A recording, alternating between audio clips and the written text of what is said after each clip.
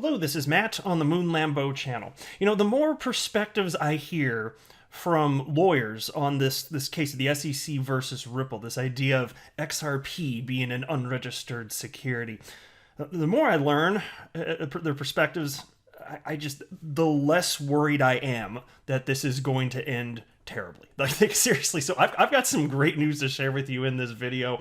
It might make you feel a little bit more at ease. Certainly made me personally feel better. And so to me, this is the best news that I personally have reported on this channel on this topic, in my opinion. And I suspect that there's going to be a lot more positive stuff coming forward in the future. Which is good because, look, I don't have a law background of any kind, and so without getting perspective from lawyers, like, I'm just helpless. I'm just out there. And so one of the things that's been most scary emotionally for people, it's not just the charges that were brought, it's the not knowing of things. Because unless you are a lawyer, you don't know what to make of this. And so how do you know how to behave? Like, should you buy XRP? Should you hold? Should you sell? Very difficult to find out when you're not equipped with the knowledge and experience that you need to draw a rational conclusion. And so that's why, for me, I'm just seeking out opinions from as many attorneys as possible. And even if it's bad news that was going to be delivered, I just wanted to know, because I'm an XRP holder, right? And so this is not a hype channel. If there's bad news surrounding Ripple and XRP, I always take it head on. And if there's good news, of course, I report that too. But sometimes people give me crap if there's like a negative sounding headline, this and that. I'm like, well, the life is not always puppies and ice cream, my friend. Okay. Sometimes there is actual bad news, and I just want to believe as many true things as possible. So that's where I'm coming from. And so there is a video put out by a lawyer yesterday. He's attorney Jeremy Hogan. He's been putting out a number of Ripple and XRP related videos. He's put out, I don't know, 3 or 4. And I'm going to encourage you, if you are a fan of XRP, to subscribe to his YouTube channel, which has grown dramatically in recent days. It's called Legal Briefs. And you should definitely give this guy a go. And I'll tell you what, too. So he mentioned, he owns Ethereum. But when he started talking about on his YouTube channel Ripple and the SEC allegations, all that, he wasn't holding any XRP. It wasn't until just the other day that he decided, after what I'm about to share with you, once he discovered what I'm about to share with you, he decided to purchase XRP. And so he has been researching it the last couple of weeks, though, so he feels like he's done his due diligence to this point, though. And so that certainly instills confidence. And so what he ultimately said he found in a court document, which had to do with, I believe it was the document having to do with final judgment. I could be mistaken. Maybe it was the original claims of the SEC against a company called Kick Interactive. He said he found some game-changing information. And so for those of you not in the know, there was a startup called Kick Interactive, and a few years ago, I believe it was 2017, they began selling their KIN token, K-I-N, and the SEC ultimately came after them. And I think it was, I'm going from memory now, but I think that they sold $100 million worth of this particular token. And so this was actually litigated to completion, right? With Kick Interactive versus the SEC. There was no settlement, right? And so claims that KIN was selling unregistered security, a judge looked at that, and it was pretty damn clear. So a court granted a summary judgment, meaning it was a, quote, slam dunk. That's how Jeremy Hogan described it. He said that it was a, quote, slam dunk for the SEC, and as a result, there was no trial. A judge saw the information and said, just as a matter of law, absolutely, Kick Interactive, you did sell unregistered securities. And so that's a win for the SEC. It wasn't even a freaking trial. And I didn't realize that either, right? And so in litigation, Jeremy Hogan has stated that the winner drafts the final judgment. And so in this case, because it's always whoever wins gets to draft the final judgment here. And so the final judgment in this case, which he highlighted in his video, I don't have it pulled up for the sake of this video, but he actually did pull up the actual document, so if you want to see it, you can go through his whole video too. But he said that, of course, it was then written by the SEC. And here's where it gets super duper interesting. So there ended up being a fine of $5 million. And again, I'm pretty sure that they raised $100 million, only had to pay a $5 million fine. So it's like nothing. It's a small percentage of what they would have raised, right? And as a result of that, the price did spike, which I'll highlight right here. I've mentioned this on the channel before. So here's the Kin token on Live CoinWatch going back over the last 12 months. And it ended up spiking ultimately at its peak over 2,000%. And it started ramping up immediately after this news broke. And as of late, it's been retracing a bit. But over the last 12 months, it's still 1,414%. And so that's why I'm thinking, and this is not financial advice either, because look, I don't have a financial background of any kind, and so you should not buy or sell anything because of anything I say or write, but I certainly suspect that once we have regulatory clarity around XRP, that it's probably going to be spiking too. And so so check this out. This is where it gets like really, really, really interesting and probably good.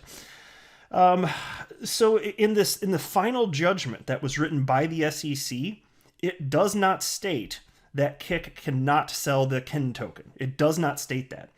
It states they must give the SEC a 45-day notice before any future sales of the Kin token. So they're being allowed to sell it. Is that not amazing? So think about this. The SEC charged Kik. And a judge said, absolutely, these are unregistered securities. They paid a fine, and then the SEC was effectively like, yeah, but you can still do it. You can still do it. You just have to file an exemption form. It's such BS. It is such... Does this not look like just a money grab by the SEC? Like, does it not look like that? And so even if Kik was in the wrong here, and it seems very clear that they were, I'm not disputing that, the SEC, though, still... It's almost like is this the way that they're going to handle it? So it's just purely through enforcement. So it's like, you get fined, you broke the law, but just file this exemption form and let us know next time you're going to sell your tokens, and then it's fine. And I'm just like, oh, okay. And so it gets even more interesting, right? So they can only sell to, if they want to sell, Kik Interactive can only sell to accredited investors.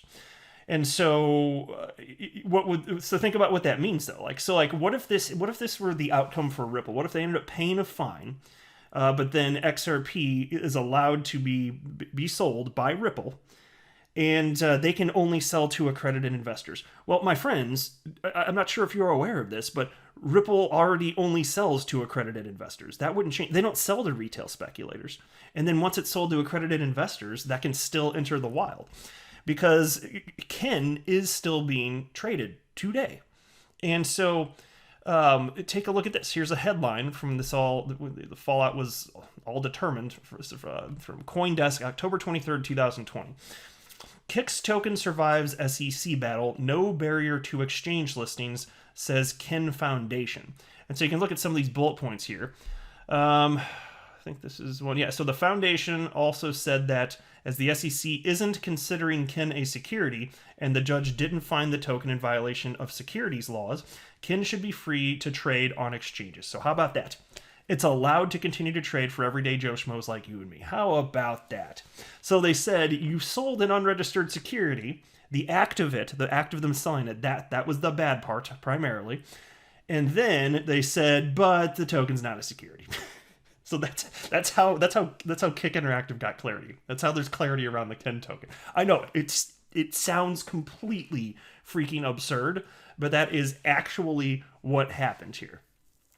So, and then so here, going forward with its reserves still deep, the foundation said it plans to continue to grow the Kin ecosystem, bringing on board a new executive director next month. So there you go. And it is cited here in this bullet point. So I wish that I was aware of this, because actually it's covered here too. But aside from stumping up the $5 million penalty, Canada-based Kik must give the SEC 45 days notice before any transaction of the token for the next 3 years. So how about that?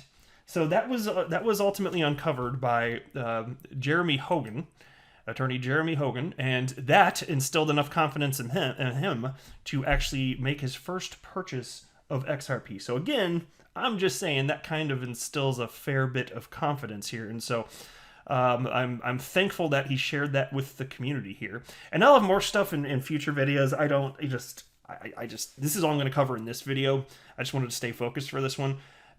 I'll be putting out videos. I don't know if it'll be today, but certainly tomorrow. I've got some more stuff to say on this topic in general, and I just want to highlight some other things that I've been looking into that just make me feel like, holy hell, this is not, even if the SEC like quote unquote wins, like it's going to be great for Ripple. I suspect. I really do suspect that's what's most likely, and you know what I think is even more likely than that. Then we'll see what comes to pass, but I suspect it's more likely that that there's going to be a settlement, and especially another reason to have hope. Look, clearly it wasn't going to happen with Jay Clayton in command and everybody else that was working at the SEC.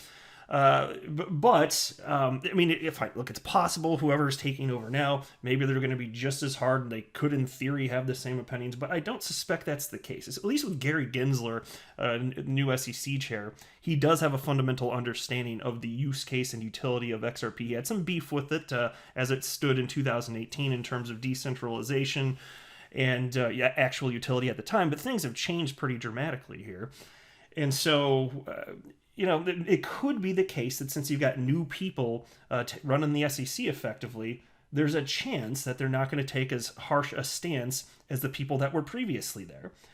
There's no guarantee, and I don't know what's happening behind the scenes. There's no way I could, but it's not going to get worse than it was, right? That's the way that I'm functionally looking at this. So we'll see. So, gosh,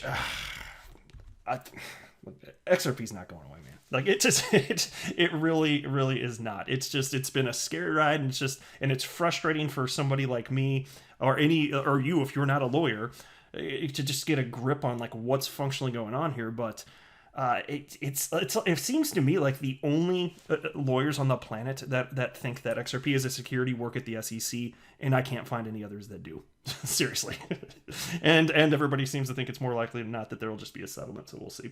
But I will go ahead and wrap up there, because look, if it's similar to this at all, if the outcome's similar to this, as long as Ripple can continue to sell XRP, I don't have a concern. I really don't. As long as it's not a security, people like you and me in the United States, which is important, it needs to be tradable in the United States, and not as a non-security. And then as long as Ripple can still sell it, we're fine. We'll be perfectly fine, and life will go on. But I'll wrap it there. I'm not a financial advisor. Do not buy or sell anything because of anything that I say or write. That would be a very, very, very bad idea.